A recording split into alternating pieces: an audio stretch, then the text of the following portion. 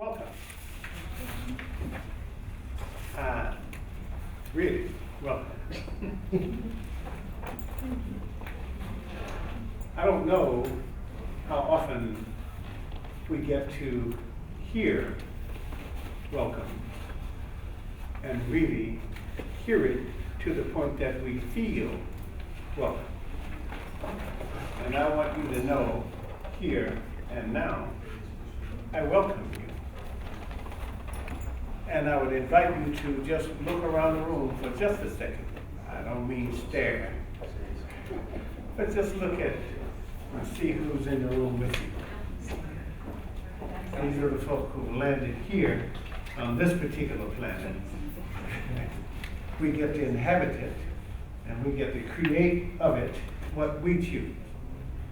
It ain't often that I get to shape my environment the way I want to. But today, right now, we get to do that. And I welcome the opportunity to shape a world with you. And so, there's this, you probably heard of him, Ervin Laszlo, who's a philosopher and world leader. This is what he said. He said, the informed universe is a world of subtle but constant interconnections. A world where everything informs, acts on, and interacts with everything else. This world merits deeper acquaintance. We should apprehend it with our hearts. It offers a vision that is imaginative but not imaginary. A poetic vision of a universe where nothing disappears without a trace, and where all things that exist are and remain intrinsically and intimately connected or interconnected. Now, to me, those are big ideas. That's a huge statement. And I take it as being completely true. And it is my experience that is true. And so, I want you to know that it is my conviction that each one of us individuals, no matter where we are, no matter what climate or culture or condition under which we were born, possess through a higher being a true nature that is smart, that is, we're created with a genius-sized intelligence. We are good, loving, powerful, cooperative, noble, and zestful. I accept that as my true human nature, and I accept it as yours as well. So if it's true for me, it must be true for other human beings who are like me. And so that's one of the huge elements of the environment in which we are going to be consciously creating as we go through the next few minutes together.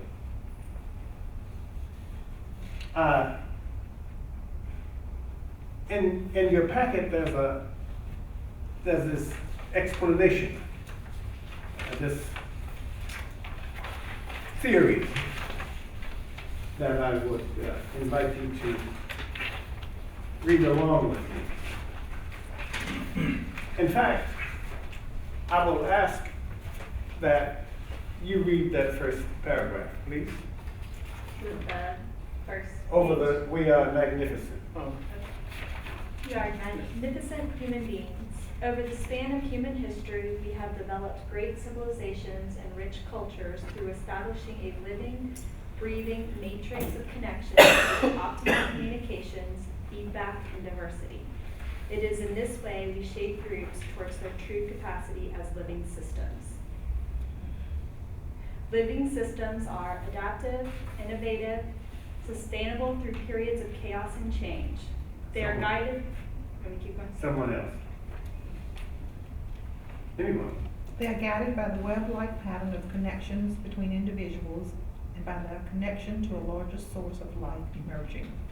If the members of a group never communicate directly with each other in the open, if all of the communication is spoken to the group as a whole, or occurs in private conversations outside of group time, the links between people will be faint, sporadic, and incomplete at best.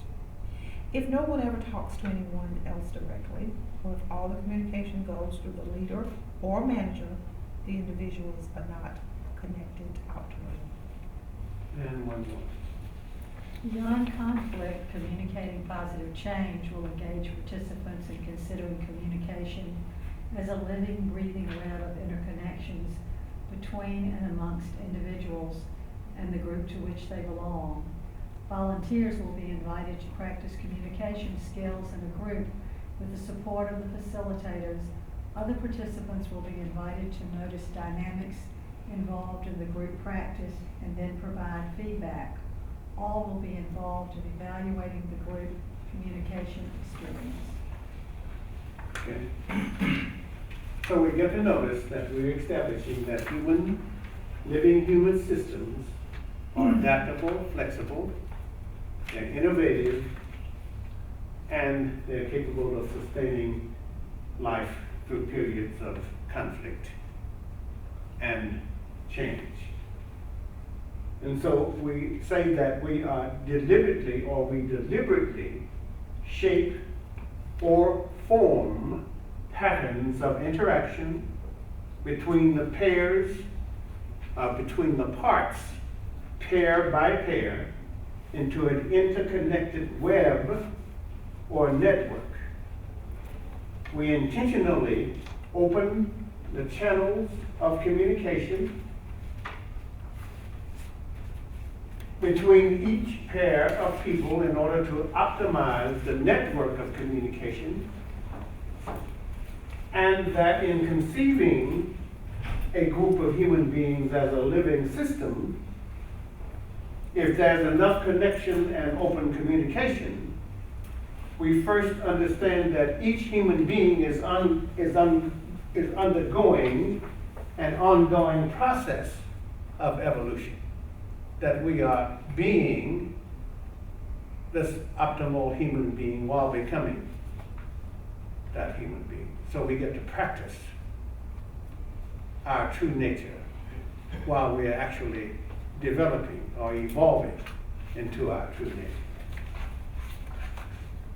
In order to do that, we give attention to the connections between individuals and the whole group, and we intentionally create the capacity to embody our interconnectedness. And in doing so, we create an opportunity to liberate individuals and groups from fixed roles, from stereotypes, and from cultural paradigms. We create a living system that has the capacity to express differences openly and learn from their interplay. We create a group that functions with responsiveness and love. And I'm going to now invite, it looked like we have enough people that this will everybody will get to participate. All right?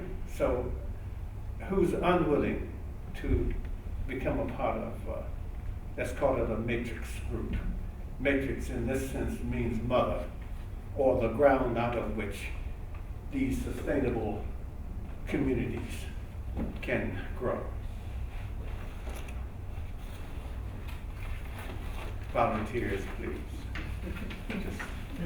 Let's take a practice seat our here. skills. Okay. You have your time?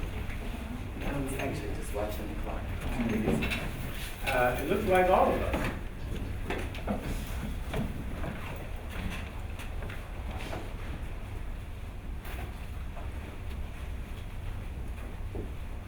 Oh, perfect. We need just one more. There? It's good, it's good.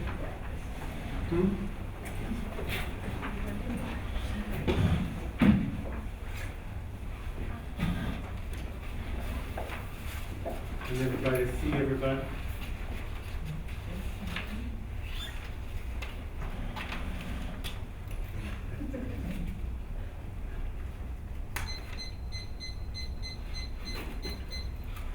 this time we do? 15 minutes. I'm Gerald. And Polly. We are your facilitators. We have 15 minutes. This is your time. I invite you to use it as you will. Hello. Hey. I'm Lindsay. I left out an instruction. Okay. It's suggested in the theory, but I think I need to say it out loud.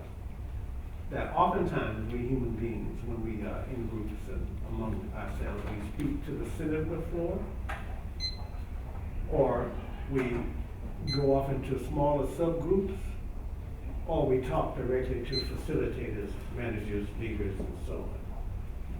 In order to create what I'm asking you to, we have to talk to each other. So anytime you make a statement, pick somebody in this room who you will speak directly to. And if you will notice that if we drew a vector to each person here, what a web we would create. It is that web which is then able to sustain anything that lands on it. Can you see it? Okay. That's what we're after. That's that living system of which I have described. I just have a question. If we were a group, why are we talking directly to one link?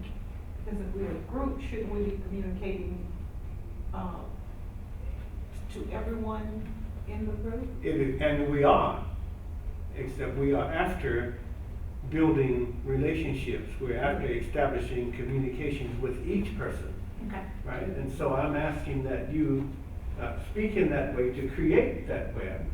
It will not happen, this group will not make, until we each have established warm, supportive relationships. Hence the web concept. Hence the web concept. Because we don't have any observers, are you going to I would just invite you to pay attention to such things as who speaks first. And you know how we do it in the system, in the old systems we created, we allow certain groups to dominate. What comes to mind first, men, right? So we men take the leadership, and some people feel included and other people feel excluded. Who are we including? Are all people being included? Are people being marginalized? And even those of us who have operated at the margin, are we willing to have our voices heard? So all of this helped to create this web. So we're bringing into all of the notions of diversity, of inclusiveness, right? Yes, even of oneness, right? Fully realizing that our true nature makes us all eligible to participate fully and completely in this creation of a living system. And also pay attention to how we not only speak up, but also how we listen. Okay. So I'm going to start the timer again. Okay, great.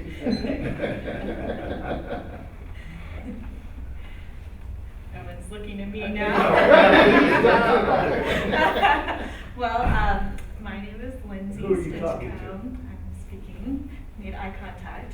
My name is Lindsay Stinchcombe, and I'm not really sure what we're doing, but just talking. I came to the one last year.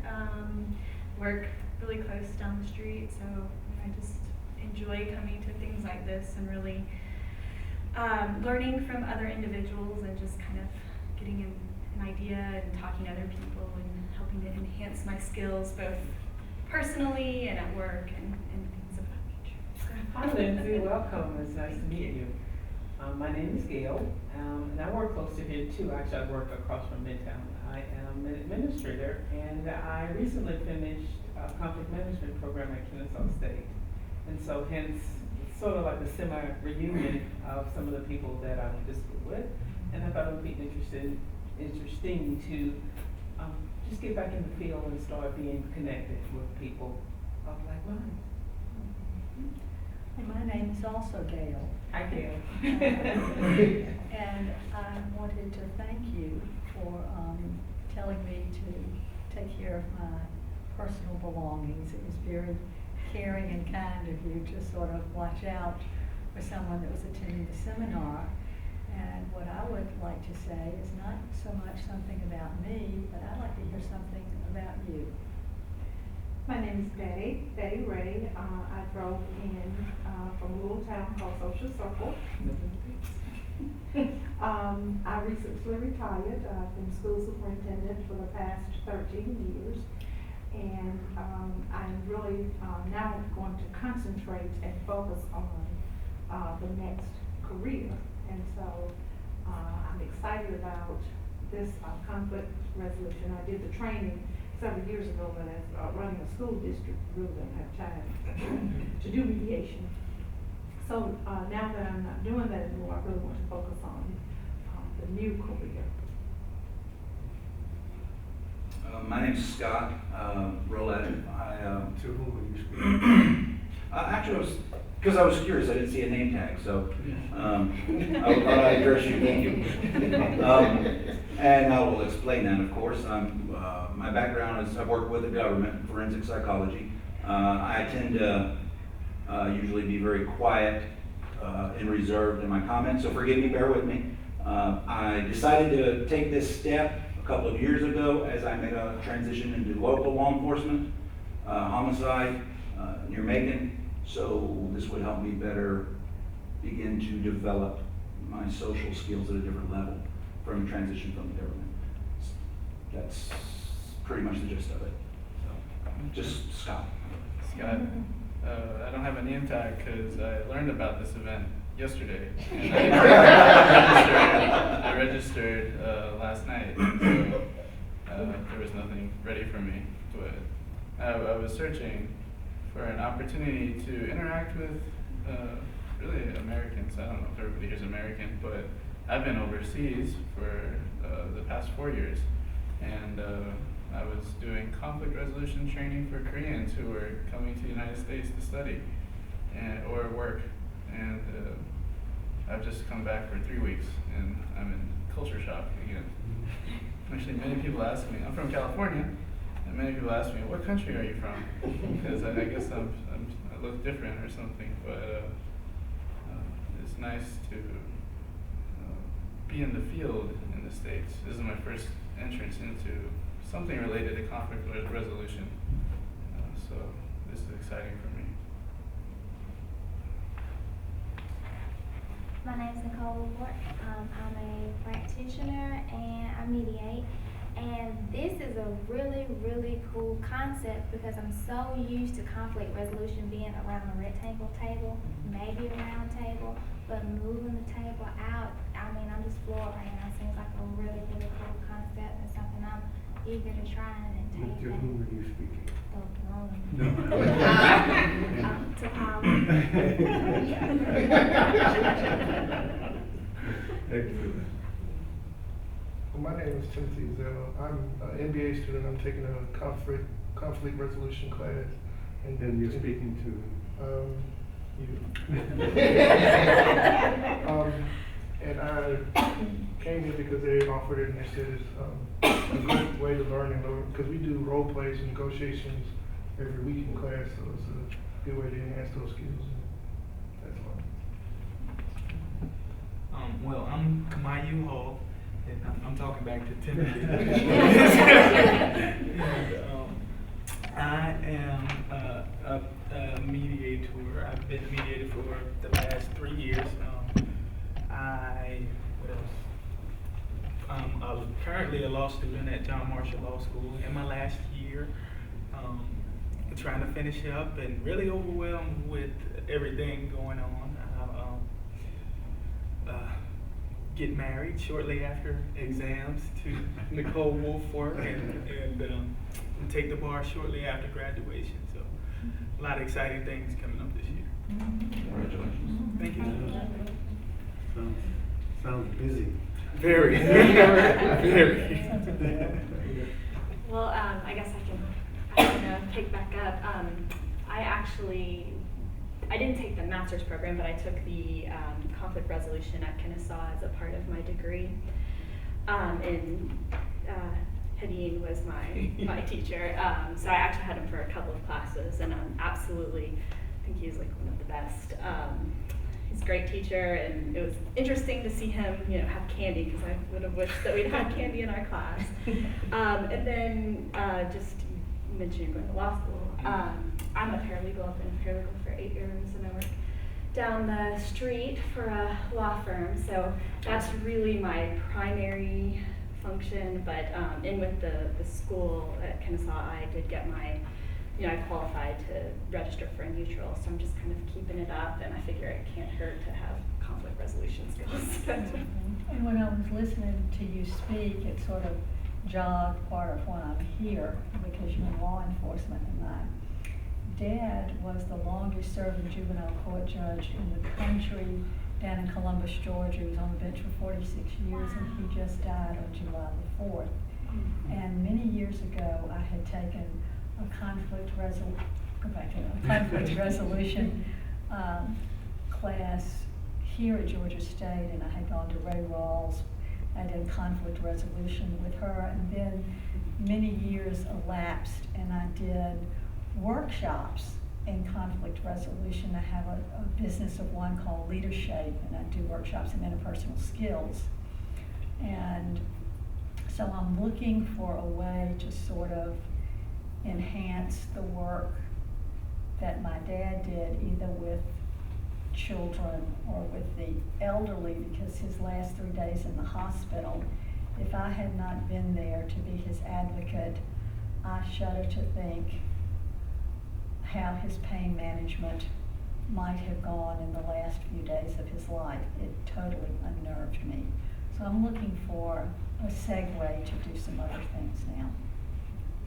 I used to work at juvenile court at Fulton County for 2 years with the chief judge, and now I work at Superior Court down the street. I manage the clerk's office. So after you finish law school, I'll probably see. I love juvenile court. It is my passion. I'm interested in mediating in juvenile court.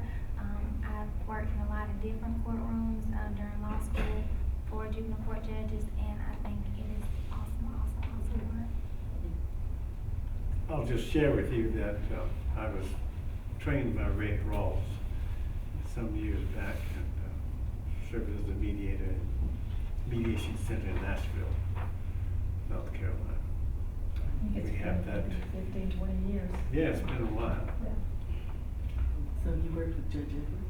Yes, I used to be her. I started off as her intern, and then I moved to her judicial assistant for a minute, and then I went to the clerk's office. Then I left and went to HR for a moment, and came back to Superior Court. I'm the clinician in her family drug court. I used to be family drug court. Okay. With, do you remember Irene Butler? No, Janice Brooks? absolutely. I worked with Ms. Yes. Brooks. Yeah. Yes. I'm getting curious about this attitude. This side of kind of grown silent. Okay. I was just listening. Come on, keep going. Okay. My background is in education. I am speaking to Ben, welcome back. I had a journey, and not knowing what my journey is, I found out not too long ago that just take the journey. And my journey started out in education, and it led me to fall in love with, I too started with, and Kamayu. I actually came to Georgia 20-something years ago to go to law school. It didn't work out for whatever reason. And I fell into accidentally substitute teaching. Fell in love with kids, middle school. People look at me now like I'm crazy. Really? Middle school? But it was my passion. and it's working with kids. So over the course of my journey, I have come out of the classroom for the last 8 years, and I work with adult people.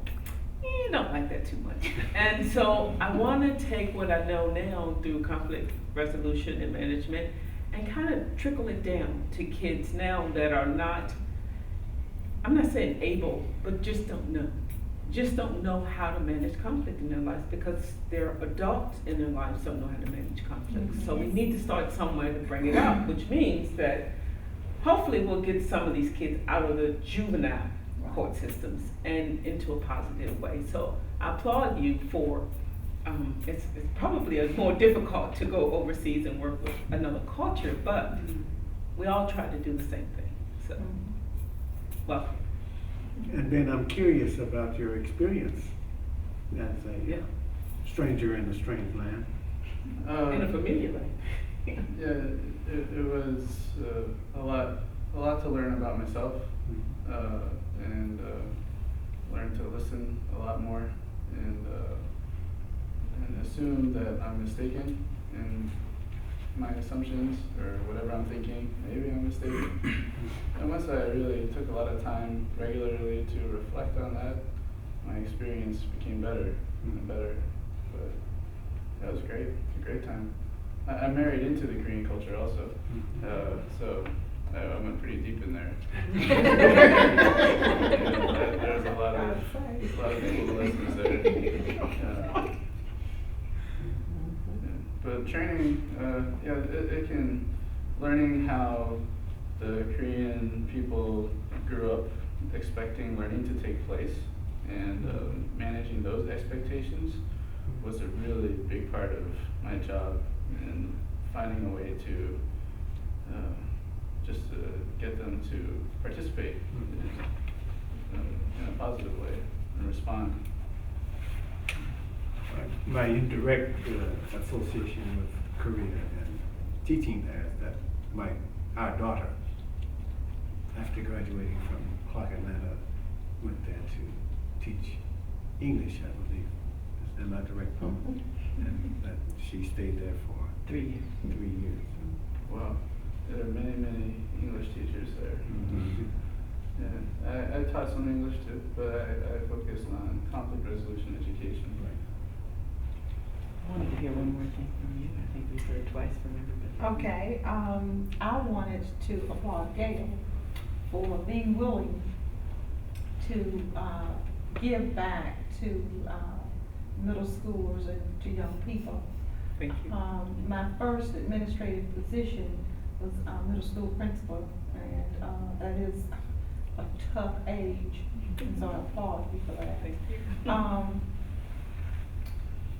Also, if you mentioned that you wanted to work with children now who are in the system and having some difficulties. I think you alluded to something. Well, not necessarily in the system, but to go back where I like middle school kids. I like that age, and I'm actually looking at maybe designing a course or some kind of workshop for middle school kids on conflict, around conflict management. Okay, and I thought that was something along those lines. And the reason I wanted to talk to you about that is because I think middle schoolers, and when you get to that age, they really do have difficulties expressing themselves and handling conflict, and that's why we have problems in schools with bullying, because kids don't know how to talk things out, don't know how to express their concerns and their feelings.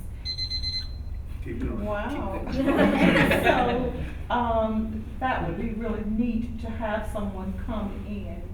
I think that's one of the biggest problems with public schools. We don't have lots of people willing to be partners and work alongside, because it truly does take a village. It does take a village. To help kids, especially during these times. Right. They have so many challenges, and homes aren't what they used to be. Oftentimes people will say, well, we have so many single family homes, but that's not just the problem. Sometimes they're coming from 2-parent homes, and they have major problems, things that we can't even begin to recognize and how to meet their needs. And so keep it up, and if I can assist you in any way, please let me know. I'll get your card. It seems to me like one of the greatest challenges with that is to get the To public whom are you school talking? system to let you introduce that into the curriculum. And Which one of these you're speaking to? I guess that since they had had a joint conversation, I had included them together because I would feel uncomfortable since they had communicated on the same page with one another if I had singled one of them out. Well, I want to invite you to try that at the edge of your discomfort.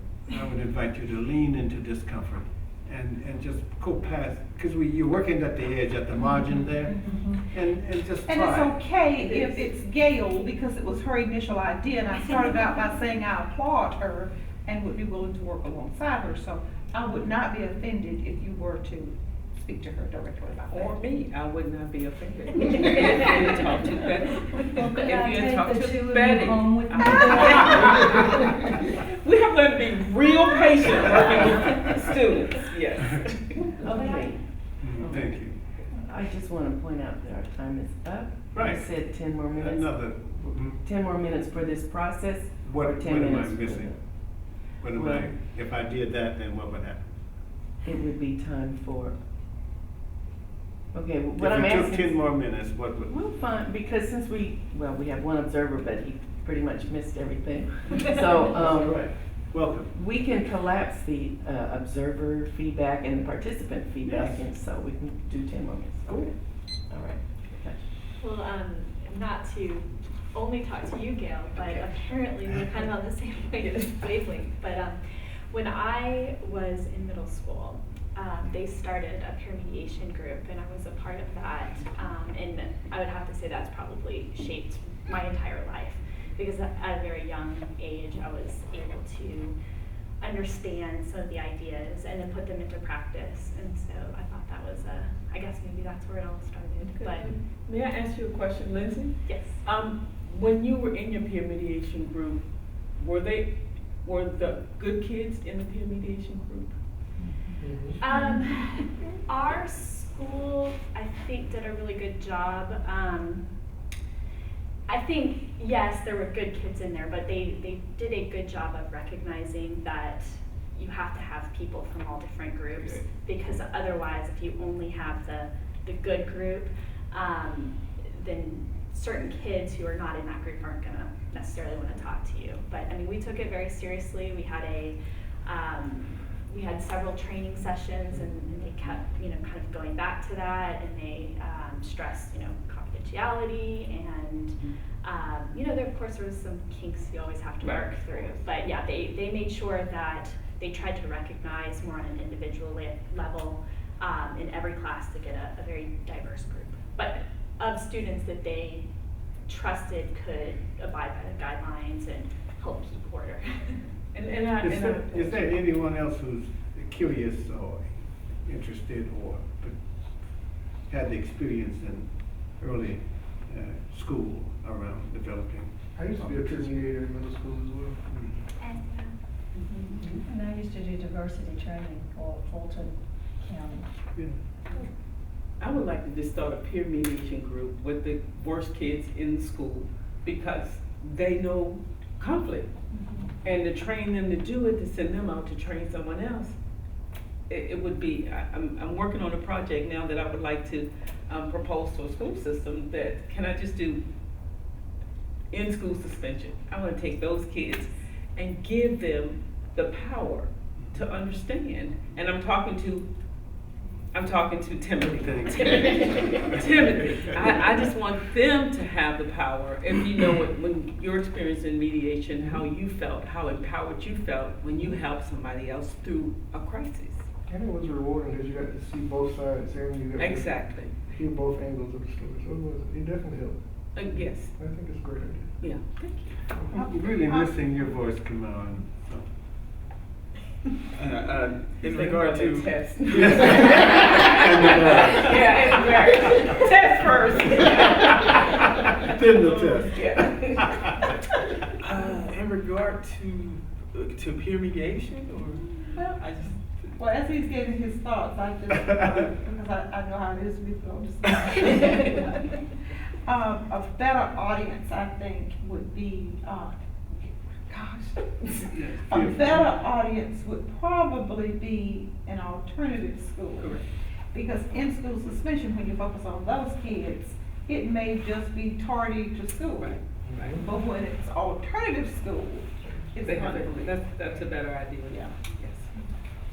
And my effort here, as you might notice, is that in this business of building connection, that the conversation does not just center on one person or one and two, or two people, but rather that we keep it even flow. And this is not a criticism, this is not a beating up.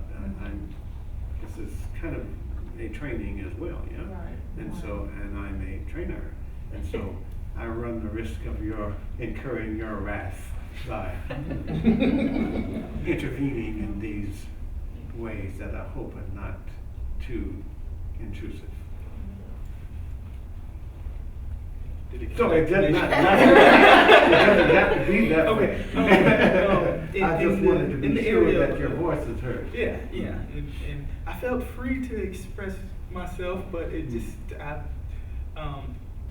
don't really have, didn't really have the experience of being a peer mediator. I was probably one of the children that would have needed the mediation as opposed to How did I know being the May I ask you a question, Kamari? Kamari. Yes, ma'am. Would that have, thinking back now, would that have helped? Being a peer mediator, giving responsibility, would that have changed your behavior in some way, some form? Probably not. I think looking back on it, the issues that I was dealing with were things that just I don't think mediation could have necessarily helped. My father is now he is a pre-K coordinator in Clark County, but he didn't become that pre-K coordinator until I was well into high school. And so a lot of the nurturing that he does on the pre-K level was not necessarily the way that I grew up. And in talking to him as a grown man now, he'll say things like, dealing with the kids that I deal with now, I realize that you may have had some other things going on. And there were things that I didn't understand and things that he didn't understand.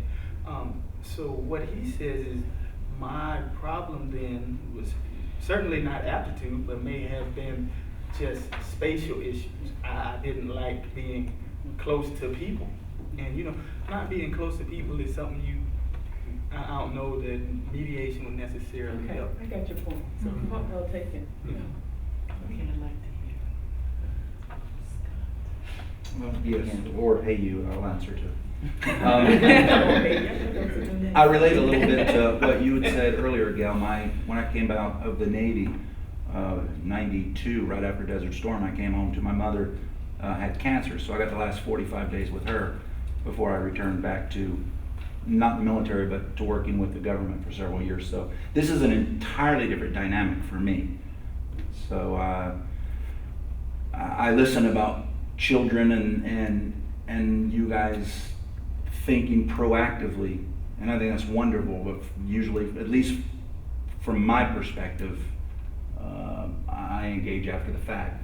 So I'm here to learn a new dynamic, if you will. So I don't have a lot to add to the conversation that way. That wouldn't kind of bring everybody down, but I'm learning a lot. I'm getting what I need from the group. So. But even after the fact, the philosophy that I was raised with about children who got in trouble was that really the goal of the court needs to be and needs to always be to rehabilitate, not to incarcerate. Right. Well, these are usually homicide victims that I know the last couple of years. So this is a whole different situation. Like I said, I would have nothing positive to add. That's serious. I hear that. But this, in vetting and in dealing with persons of interest, these, believe it or not, this brings a lot to the table for those conversations and gathering neuro-linguistics, intelligence, things like that. So I'm gathering a great deal of information.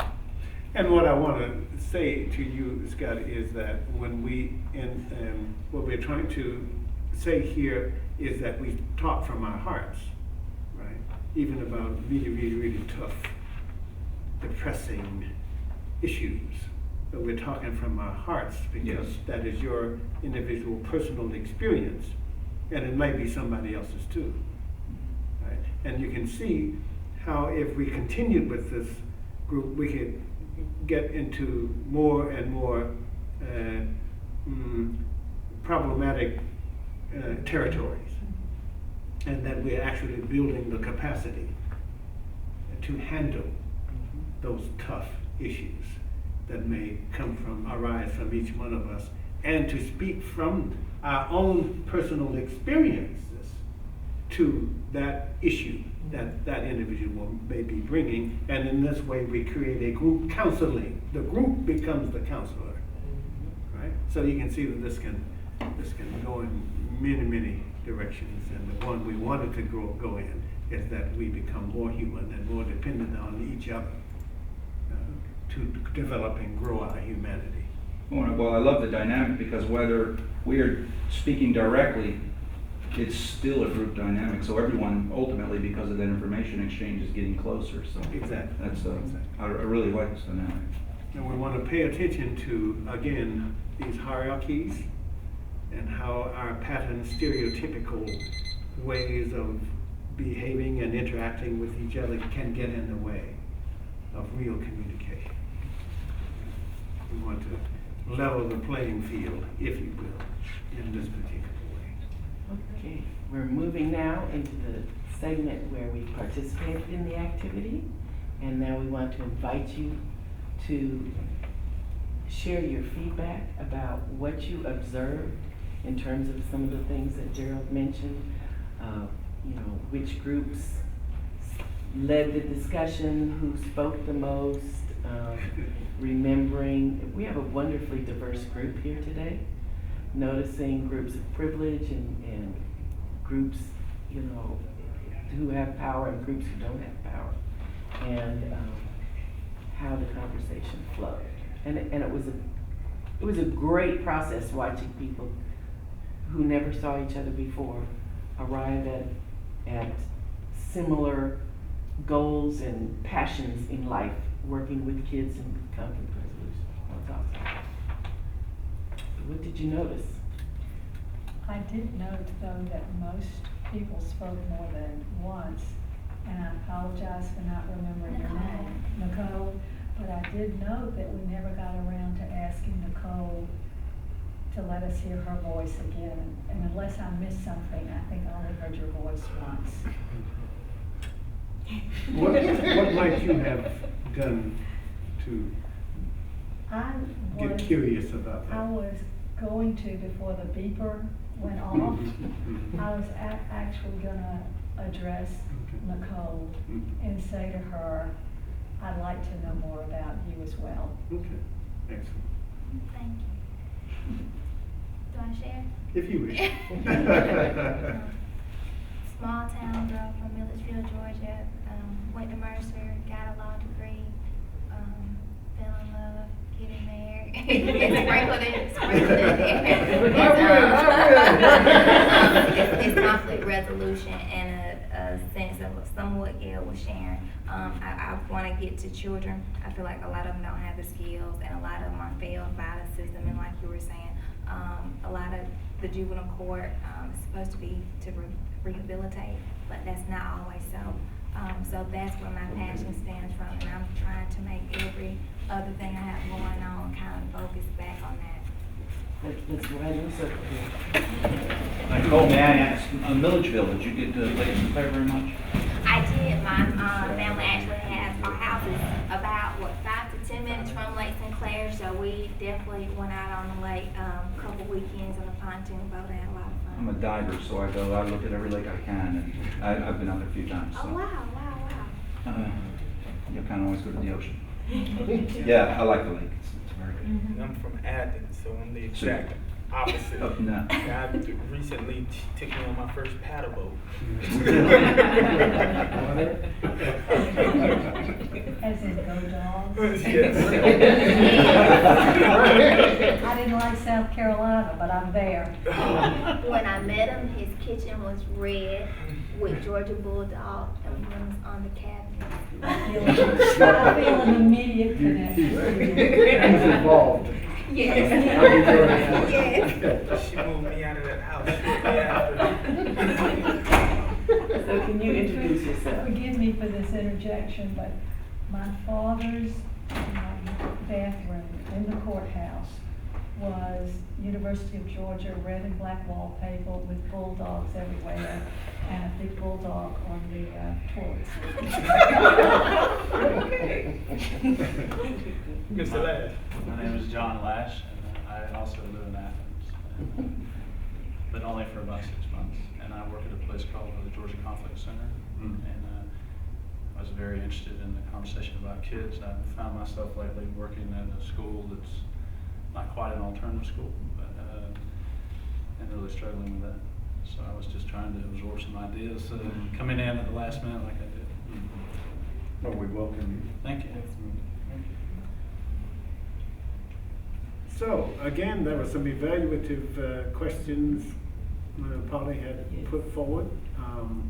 Sometimes when I've noticed, I've worked a lot with us humans, and what I notice is that we tend to go intellectual when there's an emotional question asked. So I'm going to invite you out of your head and back into your hearts, and kind of just notice how did it go in terms of, were people included? Did you feel like everybody got included?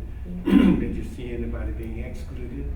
Those kinds of questions. Well, I think the flow went really well, and when you as facilitators thought that people were being excluded or just being very quiet, then they were invited to be a part of the group. I don't think there were any reservations whatsoever with anyone speaking up. And I thought it went really well. And when we were inquisitive about, for instance, about Korea, then people tended to ask about it, or the lake. People wanted to know, and so I thought the flow went really well. I like just to add, I like this kind of setting. I've had some classes where this has been every class. And so, at the beginning of the semester, you might be a little bit more timid, but by the end of the semester, you're just, everyone's chiming through. Even, maybe the most quiet of the group, they're just right there in the middle. I think it just really opens it up. And I noticed that 4 women spoke first before any men, and then I think it was 4 men right after that. In a row? Yes, at the very beginning. So what does that mean, Polly? Just, I think, Curious. we might all have our own conclusions about what that means, but It's perhaps. just an observation. It's an observation that the women started off. Right. It means It's you have not 4 just- gentlemen. It's just an observation, but it's also a critical observation, and it speaks volumes for the comfortableness of this group and how we felt. And that, because I think when we first started, you mentioned that men traditionally took the lead.